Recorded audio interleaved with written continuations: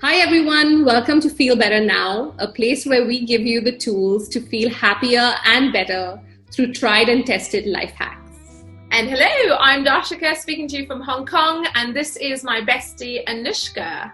I'm speaking to you from California.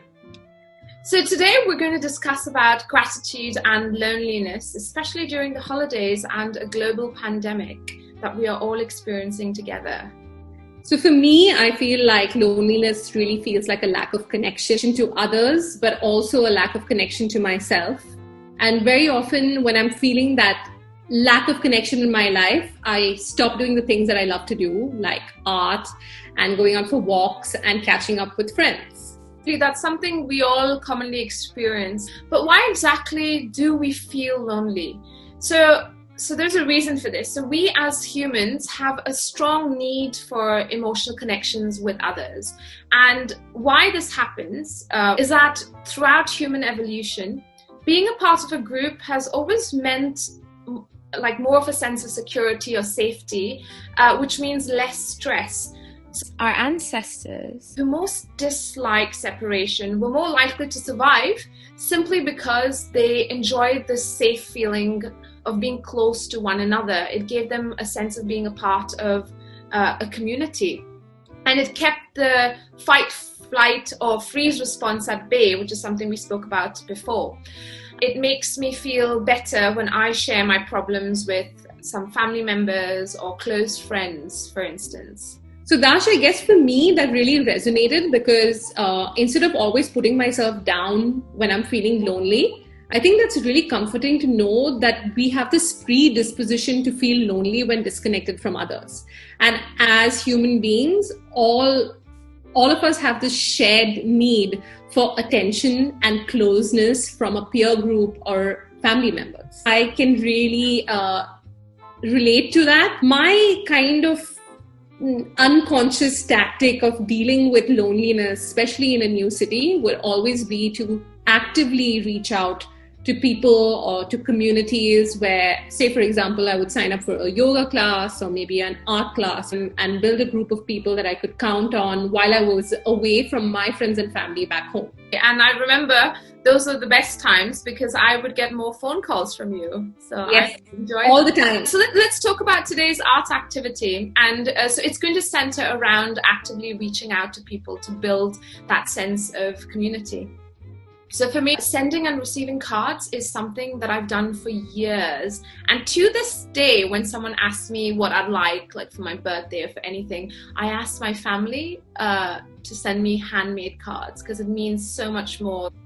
Dash, that's so you. I mean, literally, you might be one of the few people who's not asking for presents. I also love receiving cards. And I think for me, other than making the art part of it, writing down words that I would not normally say to the person face to face, I think that it is way more authentic. Yeah, I mean, sometimes we struggle to express ourselves and just writing makes it so much easier. Right. Speaking of which, let's start with the activity.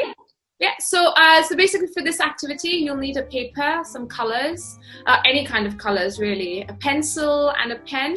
But this is a non-exhaustive list and you could use whatever supplies you have at hand.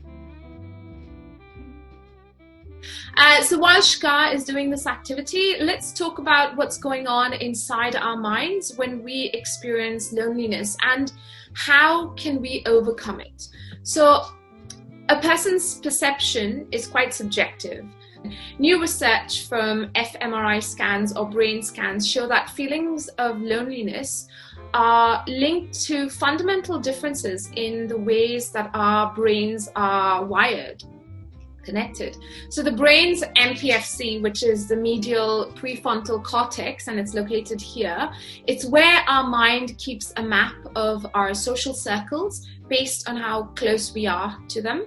So it was observed that the lonelier someone is, the more likely they are to feel that friends or acquaintances are distant. And these social connections tend to blur into one whole when it comes to our brain, which is quite interesting. So this in turn affects how we perceive our friends and acquaintances and people that we've never met. So people who feel lonelier tend to actually feel this huge gap between themselves and others, which I find quite I found that very interesting. So do you mean sometimes loneliness can basically kind of be exaggerated by our thoughts of it, and it may even kind of, cause more distance between the relationships that we have? Absolutely. And the thing is, as a result of this, we tend to feel even lonelier. So this is like a vicious cycle that goes on. As a result of loneliness, we distance ourselves from people, and because we distance ourselves, we feel even lonelier. So we need to kind of break away from that cycle. So would you say like this art activity that we're doing, where we reach out to people proactively, would that be like a effective step to breaking that cycle, that vicious cycle? Absolutely, because it's taking the focus away from us and it's projecting it towards someone else. So wow. But saying that though, sometimes you could be surrounded by family members or flatmates or housemates or even little children now during this pandemic or when you're in lockdown, but you can still feel lonely, as it's a product of how you think, not how many people you are surrounded by. So there's a possibility that feelings of chronic social disconnection may be mirrored by a lonelier perception of yourself. So due to the way our brains are wired, the tendency to have negative thoughts is automatic. But by maintaining a daily routine of, say, meditation or reaching out and connecting with our community or doing exercise, which helps relieve dopamine, it is known to be beneficial for both physical as well as mental well-being, and you can take a step towards changing that self-perception. So the problem with loneliness is that once it becomes chronic, it can lead to various different health problems like depression, dementia, anxiety, stress, even diabetes, and different heart problems, and so many other health issues. There's a great suggestion made by Dr. Vivek Murthy in his book called Together, where he suggests calling someone every day, preferably with someone on video, who you have a good relationship with, and work on that relationship. And I think that's a fantastic idea. And this can even be for 5 minutes, but the key is to not be distracted. So you have to be very mindful, and even maybe make a pact with the other person that, in those 5 or 10 minutes that we speak, let's have no distractions, no phones, nothing. And because it's on video, you can see that the other person's invested in that 5-minute chat or 10-minute chat. I mean, Darsh, I think it's really, really kind of almost enlightening, that these small things that we can proactively do in our lives can make such a huge impact.